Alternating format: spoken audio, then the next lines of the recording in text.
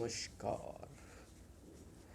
तो आज का अपना टॉपिक है गोलकनाथ बनाम पंजाब राज्य, जो वाद दर्ज किया गया था 1967 के अंदर सुप्रीम कोर्ट के अंदर। तो इस बार सुप्रीम कोर्ट ने क्या कर दिया भाई, सबको रडार में ले लिया। ठीक है, तो पहले तो भाई सुप्रीम कोर्ट अपने निर्णय देते आ रहा था कि भाई हाँ, संसद को ये शक्ति प्राप्त है कि वो आर्टिकल 368 के तहत संविधान के किसी भी भाग में संशोधन कर सकती है। लेकिन वैसा अब की बात सुप्रीम कोर्ट ने अपना निर्णय बदलते हुए ये कहा कि आर्टिकल 368 कभी भी संसद को ये पावर नहीं देता कि वह संविधान के किसी भी भाग में मुख्यतः भाग 3 के अंदर, जो कि मूल अधिकारों से रिलेटेड है, उसके अंदर संशोधन करे।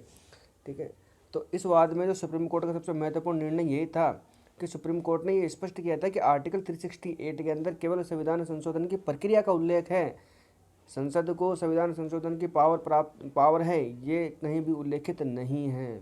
ठीक है, तो सुप्रीम कोर्ट की 11 सदस्यीय बेंच ने 6:5 के बहुमत से अपने पूर्व के निर्णयों को, जो कि शंकर प्रसाद और सज्जन सिंह के केस के अंदर दिए गए थे, उनको पलटते हुए निर्धारित किया कि आर्टिकल 368 संसद को संविधान के भाग 3 में अर्थात मूल अधिकारों में संशोधन को परमिट नहीं करता है, उनको पावर नहीं देता है।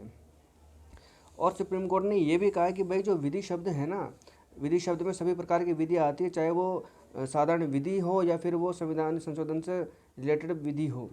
तो विधि शब्द के अंदर समस्त प्रकार की विधियाँ आती हैं।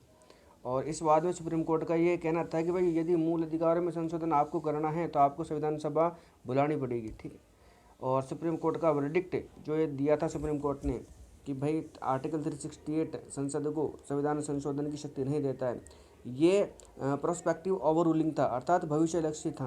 अर्थात भविष्य में अगर इससे संबंधित कोई केस आता है तो उसके अनुसार तो उस पर जो फैसला है इस वर्डिक्ट के अनुसार दिया जाएगा। लेकिन इससे पहले जो सुप्रीम कोर्ट ने अपने निर्णय दिए थे वो विधि मान्य बने रहे थे, अर्थात उनको निरस्त नहीं किया गया था।